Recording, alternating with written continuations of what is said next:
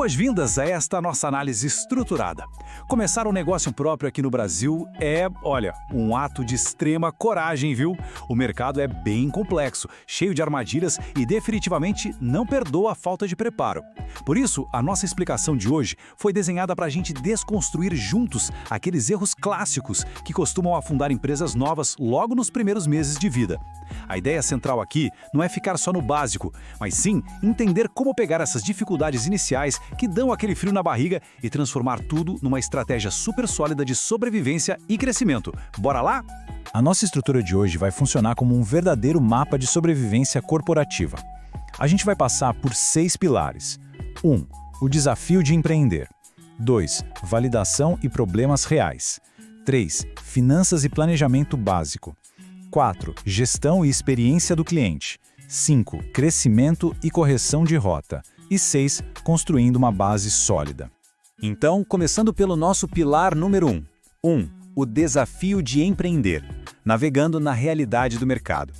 É aqui que a gente entende o verdadeiro peso de abrir as portas. O cenário local tem custos altos, uma concorrência pesada e aquela burocracia que consome um tempo absurdo. É absolutamente essencial saber exatamente onde se está pisando antes de dar o primeiro passo. Sabe aquele contraste gritante na jornada inicial de qualquer negócio? Pois é. De um lado a gente tem a expectativa, aquele sonho lindo de crescimento meteórico, independência financeira e liberdade total de horários. A famosa visão romântica do empreendedorismo. Mas aí vem a realidade. Margens super apertadas, a necessidade de tomar decisões rápidas e uma cobrança altíssima tanto de clientes quanto de fornecedores. Entrar nessa arena com aquela mentalidade de eu vou aprendendo no caminho, não traz liberdade nenhuma, muito pelo contrário. Só cria uma vulnerabilidade desnecessária, onde o improviso custa muito caro. O que nos leva à nossa seção 2. 2. Validação e problemas reais, garantindo a demanda de mercado. Esse é exatamente aquele ponto onde projetos incríveis acabam tropeçando, puramente por uma paixão cega pela própria ideia. A regra de ouro é esta. Negócios sustentáveis nascem de dores claras do mercado. Se não tem um problema real a ser resolvido, o produto fica quase impossível de vender. É uma armadilha super comum criar algo só porque a gente achou legal. Imagina só, gastar uma fortuna montando uma fábrica de geleias exóticas só porque quem fundou adora o sabor, sem nunca checar se tem gente disposta a pagar por isso nas prateleiras. Ter um produto incrível que ninguém quer comprar é o pior pesadelo de qualquer operação. Fazer uma análise profunda de demanda antes do lançamento é, sem dúvida, essencial. E a boa notícia é que validar uma ideia não precisa ser um salto no escuro, né? Temos 3 passos super práticos que evitam perdas financeiras gigantescas. 1. Entrevistas com clientes. 2. Pré-vendas. E 3. O famoso Produto Mínimo Viável, ou MVP. Pular essas conversas com potenciais clientes ou não fazer um MVP, que é aquela versão mais simples e crua da sua solução, feita só para testar a reação real do público, é pedir para perder dinheiro. Fazer esses testes pequenos, em escala reduzida, é o que direciona um investimento pesado só para aquilo que já provou ter demanda real. E falando em investimento, vamos para o nosso terceiro pilar. 3. Finanças e planejamento básico organizando os números. Aqui a gente vai ver que planejamento e uma separação rigorosa do dinheiro são condições inegociáveis para qualquer negócio sobreviver.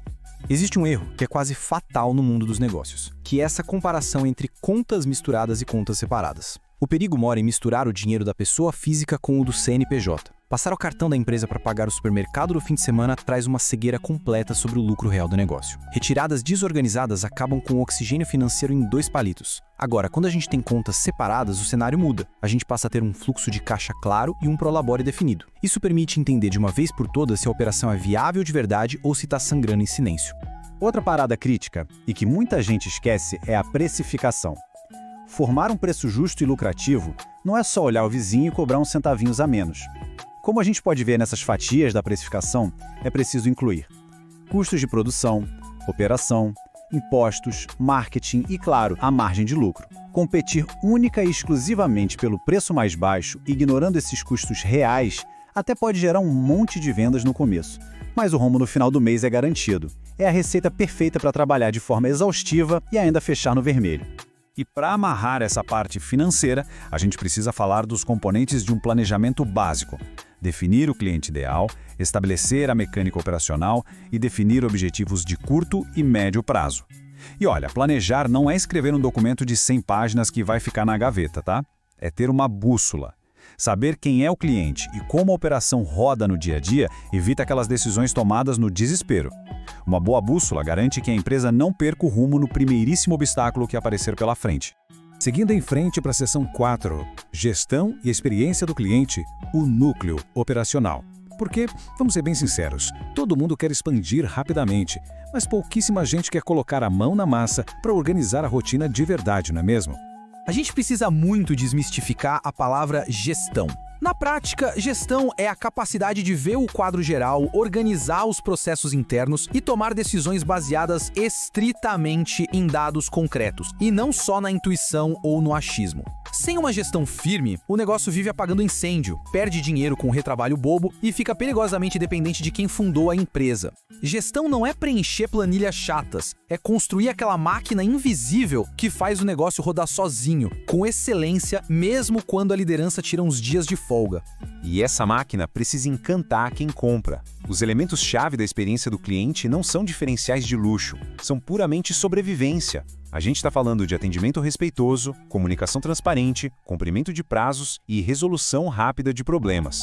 Resolver um BO rápido e falar a verdade gera uma lealdade absurda. E financeiramente falando, reter um cliente fiel que faz aquele marketing boca a boca orgânico é infinitamente mais barato do que torrar dinheiro em anúncios caríssimos para tentar achar gente nova todo santo mês. Agora, a gente entra na seção 5, Crescimento e Correção de Rota, escalando com estratégia. É o momento exato de encarar de frente os perigos logísticos de tentar crescer o negócio antes da base estar realmente sólida. Dá uma olhada nessa pergunta. Crescer rápido é sempre uma vantagem para um negócio novo? É para pensar fundo, né? A gente tem a ilusão de que a expansão acelerada é sempre o cenário dos sonhos. Mas tem um perigo enorme e quase invisível escondido aí em tentar escalar as vendas com a casa ainda bagunçada. A resposta é que o crescimento exige uma estrutura forte por trás. Precisa de processos definidos, indicadores claros de desempenho e capacidade para manter uma qualidade consistente. Dobrar a demanda do nada, sem ter a base pronta, é a receita certa para o caos operacional. É literalmente como tentar construir uma cobertura de luxo num prédio com fundação de areia. Cedo ou tarde, vai desabar sobre o próprio peso. Por isso, um negócio menor, lucrativo e muito bem organizado vale 1000 vezes mais do que uma operação gigante, mas caótica, que frustra os clientes todo santo dia.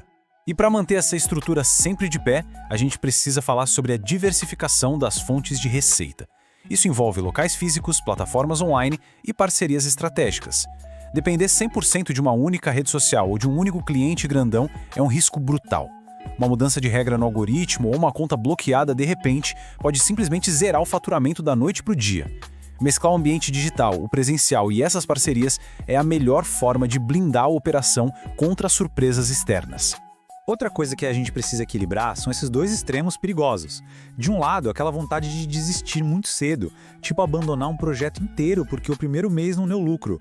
Do outro lado, o perigo da persistência teimosa, que é forçar uma estratégia que já se provou falha, queimando caixa sem ajustar nada. O segredo do sucesso e da estratégia inteligente está no caminho do meio. É crucial persistir, sim, com certeza, mas sempre de olho nas métricas, ajustando as velas com agilidade e aprendendo super rápido com cada tropeço. E assim chegamos à nossa última sessão, 6. Construindo uma base sólida, transformando desafios em evolução. É aqui que a gente amarra todas as pontas para o longo prazo e consolida tudo o que vimos hoje. Tem uma frase que resume perfeitamente a essência de tudo isso: corrigir esses pontos desde o início aumenta significativamente as chances de construir um negócio sólido, resistente e capaz de evolução consciente. A gente sabe que eliminar totalmente os riscos é impossível, a incerteza faz parte do jogo.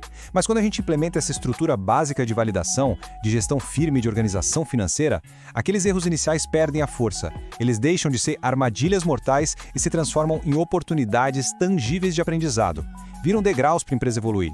Para encerrar a nossa análise, fica aqui essa reflexão final para o seu dia. Os primeiros obstáculos nos negócios são sinais para desistir?